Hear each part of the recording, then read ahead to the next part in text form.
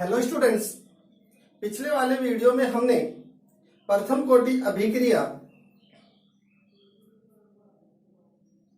के अवकलित समीकरण, समाकलित समीकरण, उनके बारे में डिस्कस किया था।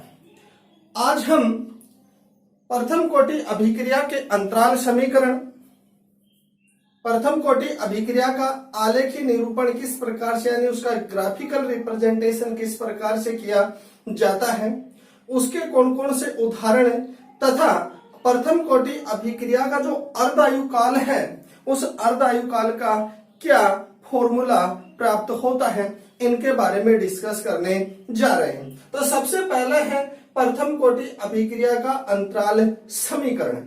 तो यहाँ पे देखो प्रथम कोटि अभिक्रिया है, इस प्रथम कोटि अभिक्रिया के अंतराल समीकरण की हमें क्यों आवश्यकता होती है। तो यहाँ पे देखो कि यदि क्रिया कारक की प्रारंभिक सांद्रता ज्ञात नहीं हो तो, यदि क्रिया कारक की प्रारंभिक सांद्रता ज्ञात नहीं हो तो प्रथम कोटि अभिक्रिया के वेग नियतांक के निर्धारण के लिए अंतराल समीकरण का उपयोग किया जाता है। यहाँ पे देखो किस प्रकार से करते हैं। जब प्रथम कोटि अभिक्रिया का अंतराल समीकरण ज्ञात करते हैं तो क्रिया कारक की प्रारंभिक जो सांद्रता है इस सांद्रता को हटा दिया जाता है, मतलब इसको उसमें भाग नहीं लिया जाता है या इसको हटा दिया जाता है। इसके लिए करते क्या है कि यहाँ पे देखो ये जो है ये हमारे पास आया था कि प्रथम कोटि अभिक्रिया का समाकलित समीकरण t बराबर 2.303 बटे के log a बटे a माइनस एक्स। यहाँ पे देखो ये प्रारंभिक सांद्रता है तथा ये है सांद्रता में कितनी कमी, अर्थात इतने जो क्रिया कारक के जो अणु है ये उत्पाद में क्या हो गए, परिवर्तित हो गए। तो ये प्रथम कोटि अभिक्रिया के समाकलित समीकरण के अनुसार यदि अपन t1 समय पर क्रिया कारक की सांद्रता x1 तथा t2 समय पर क्रिया कारक की सांद्रता x2 मान ले और उनको आधार मानकर और फिर ज्ञात करें तो अपन वेग नियतांक का निर्धारण कर सकते हैं। तो समाकलित समीकरण में यदि t1 बराबर क्या हो गया, क्रिया कारक की सांद्रता x1, तो t1 बराबर 2.303 बटे के log a बटे a माइनस x1 समीकरण एक। यदि t2 समय पर लेंगे तो सांद्रता कितनी हो जाएगी, x2। अब समीकरण 2 में से समीकरण 1 को जब घटाएंगे तो घटाने पर t2 minus t1 2.303 k1 log a बटे a minus x2 minus 2.303 k1 log a बटे a माइनस x। यदि यहाँ पे अपन देखते हैं तो 2.303 बटे k1 ये आ जाता है कॉमन है तो इसको बाहर लेंगे तो यहाँ पे क्या बच जाएगा, log a बटे a minus x2 minus log a बटे a माइनस x। यहां पे देखो log m अपॉन n, यदि अपन करें तो इस प्रकार से लिख सकते हैं log m minus log n। इसी प्रकार यदि यहां पे करेंगे तो 2.303 k1 log a से कैंसिल, ऊपर जाएगा ये तो a माइनस x1 बटे a माइनस x2। यह समीकरण जो 3 है यह प्रथम कोटि अभिक्रिया के अंतराल समीकरण को प्रदर्शित करता है। अब इस अंतराल समीकरण में यदि अपन log a माइनस x1 बटे a माइनस x2 तथा t2 माइनस t1 के मध्य यदि ग्राफ खींचे तो किस प्रकार से प्राप्त होता है। तो यहाँ पे देखो अपने पास समीकरण आया है t2 माइनस t1 बराबर 2.303 k1 log a minus x1 बटे a माइनस x2।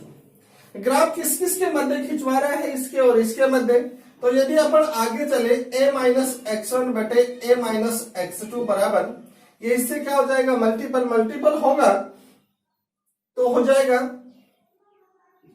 K1 बटे 2.303 T2 माइनस T1। यहाँ पे देखो ये जो है ये इसके क्या है, समानुपाती, और समानुपाती है तो अपन इसको इस प्रकार से लिख सकते हैं mx। mx है तो यहाँ पे जो m है ये किसको प्रदर्शित करता है, स्लोप को प्रदर्शित करेगा। तो यदि इस समीकरण में अपन ग्राफ खींचे तो ये जो है ये इस ग्राफ के ढाल को प्रदर्शित करता है, और जब ढाल को प्रदर्शित करेगा समानुपाती का इसमें क्या है, रिलेशन है, तो जो ग्राफ है ये मध्य बिंदु से होकर के गुजरता है। तो ये तो हो गया अपना प्रथम कोटि अभिक्रिया का अंतराल समीकरण।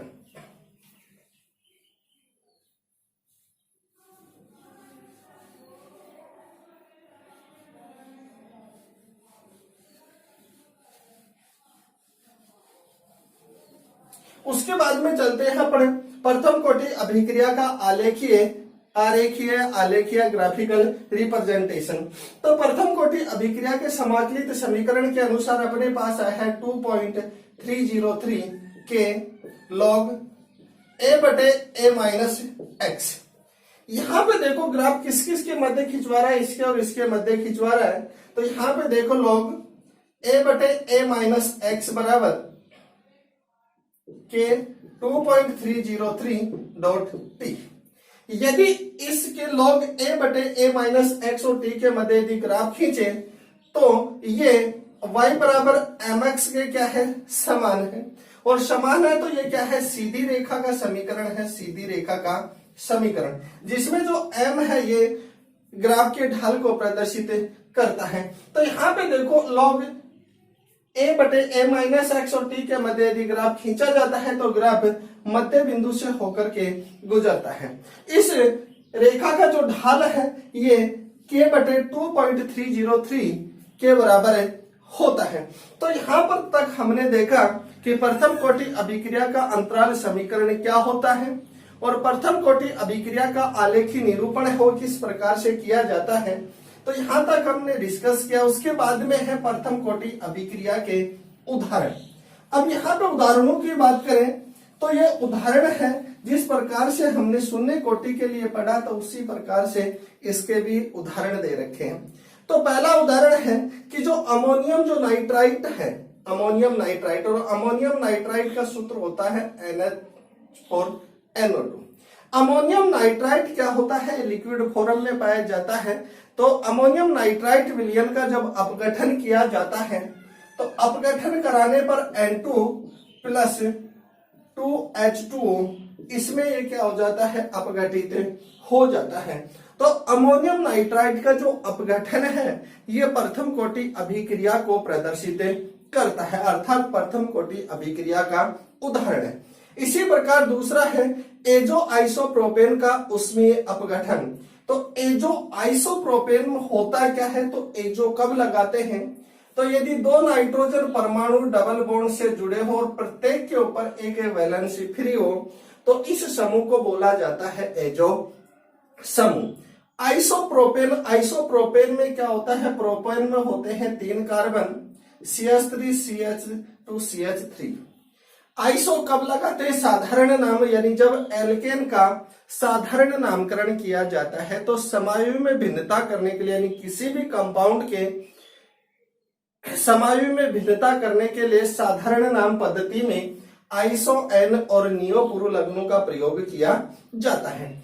तो यहाँ पे देखो कार्बन परमाणु की संख्या 3 हो तो आइसो कब लगाते हैं, तो यहाँ पे देखो कार्बन परमाणु की संख्या 3 और सेकंड कार्बन परमाणु पर वैलेंसी फ्री हो, वैलेंसी फ्री, तो इसके लिए पूर्व लगन का प्रयोग किया जाता है आइसो। तो एजो आइसोप्रोपेन है, यदि अपन लिखेंगे तो CH3। यहाँ पे अगर अपन देखते हैं तो सेकंड कार्बन परमाणु पर वैलेंसी फ्री है तो एजो आइसो। इधर ये समूह जुड़ रहा है तो यहाँ पर भी ये समूह जोड़ेंगे तो CH3 CH3। एजो आइसोप्रोपेन, इस एजो आइसोप्रोपेन का यदि उसमें अपघटन किया जाएगा तो ये N2 प्लस C6H14 इसमें क्या हो जाता है, अपघटित हो जाता है। तीसरा है सभी रेडियो एक्टिव अभिक्रियाएं, और रेडियो एक्टिव अभिक्रियाएं होती क्या है, तो तो रेडियो एक्टिव अभिक्रियाएं क्या होती है, अस्थायी होती है। तो रेडियो एक्टिव अभिक्रियाएं चाहे प्राकृतिक हो या कृत्रिम, जितनी भी दे रखी हो सारी की सारी प्रथम कोटि अभिक्रिया को प्रदर्शित करती है। तो यहां तक हमने देखा प्रथम कोटि अभिक्रिया के उदाहरण। इसके बाद में है प्रथम कोटि अभिक्रिया का अर्ध आयुकाल।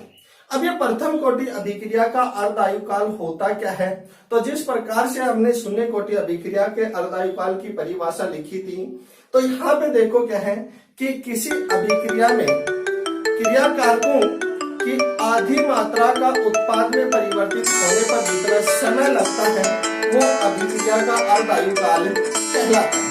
हमने प्रथम कोटि अभिक्रिया का जो समाकलित जो समीकरण लिया है, समाकलित समीकरण के अनुसार,